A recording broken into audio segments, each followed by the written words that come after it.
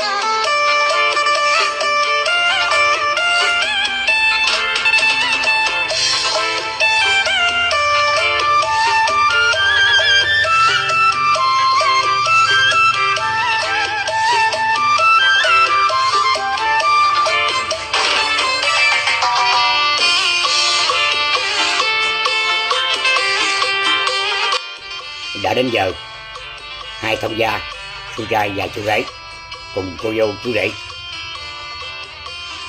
tiến lên sân khấu để làm một buổi lễ trao quà và rót rượu sâm banh để chúc mừng ngày vui của hai cháu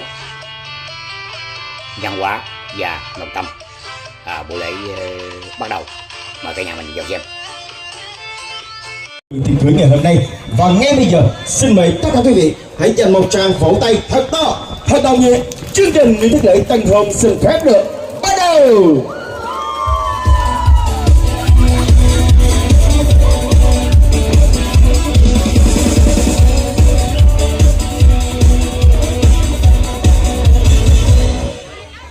Vâng, và xin được hân hoan và nồng nhiệt chào đón tất cả quý vị quan khách quý cùng quan viên hai họ đã có mặt trong hôn trường tiệc cưới ngày hôm nay để cùng chúc mừng cho ngày hạnh phúc của chú rể Văn Hóa cùng với cô dâu Ngọc Tâm.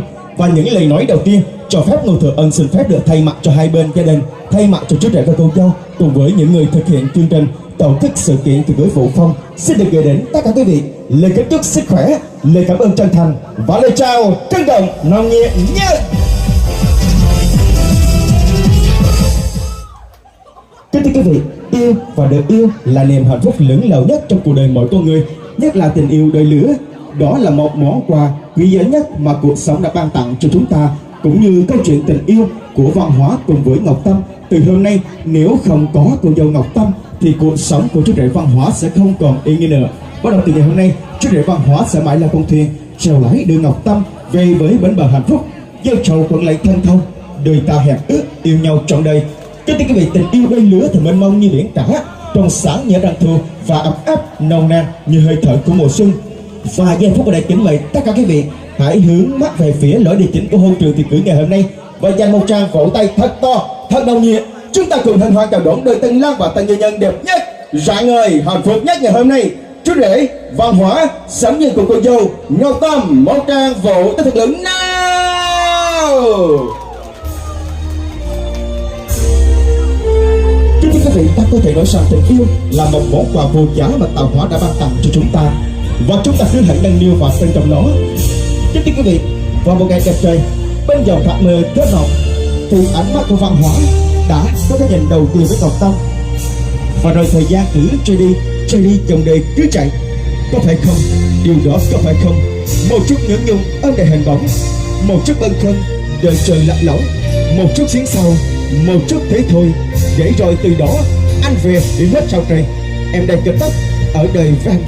Thế thì quý vị, trai không thì dựng vợ, gái không thì gả chồng, đó là một quy luật tất yếu của tự nhiên. Và ngày hôm nay hai bạn trẻ của chúng ta đã đi đến một quyết định rất trọng đại trong cuộc đời, đó chính là hôn nhân. Vâng, và kính thưa quý vị, chú rể và cô dâu của chúng ta có được ngày hôm nay cũng là nhờ công ơn sinh thành và dưỡng dục vô bền của song thân hai bên gia đình. Kính thưa quý vị, cây có gốc thì mới đơm hoa kết trái, nước có nguồn mới có biển sâu. Đi khắp thế gian không ai tốt bằng mẹ, gánh nặng cuộc đời không ai khổ bằng cha. Biển rộng bao la không đong đầy tình mẹ, mây trời lòng lòng không phụ kính công cha. Và tiếp theo chương trình thì được trân trọng giới thiệu bằng kính mời đại diện chủ hôn hai bên gia đình sẽ tiến lên sân khấu. Đầu tiên thì xin phép được trân trọng giới thiệu bằng kính mời đại diện chủ hôn họ nhà trai là người mẹ kính yêu của chú rể, bà Huỳnh Thị Thảo cùng với bác Tư của chú rể. Xin mời ông bà cùng tay trong tay tiến lên sân khấu. Và cũng sẽ được trân trọng giới thiệu bằng kính mời đại diện chủ hôn họ nhà gái ông Hồ Văn An và bà Huỳnh Thị Ngọc Diện là song thân của cô dâu Ngọc Tâm. Và đây là những nhân vật đặc biệt quan trọng, những người đã tạo dựng và đem đến niềm hạnh phúc cho hai người đẹp nhất hôm nay. Xin một tràng vỗ tay thật lớn để chào đón hai bên gia đình ạ.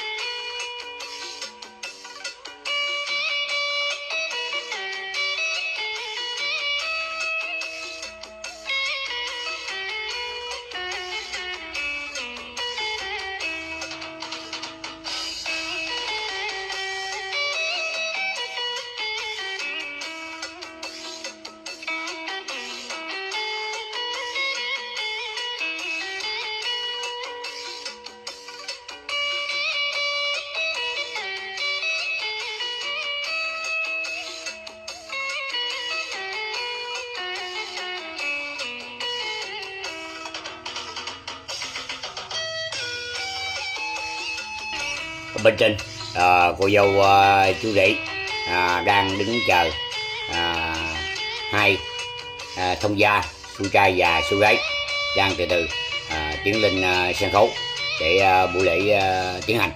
Mời quý vị khán giả và quan viên hai họ vào xem cho hết video clip. Nhớ like, chia sẻ cho em Tài. Em Tài cảm ơn quý vị khán giả rất nhiều. Cảm ơn.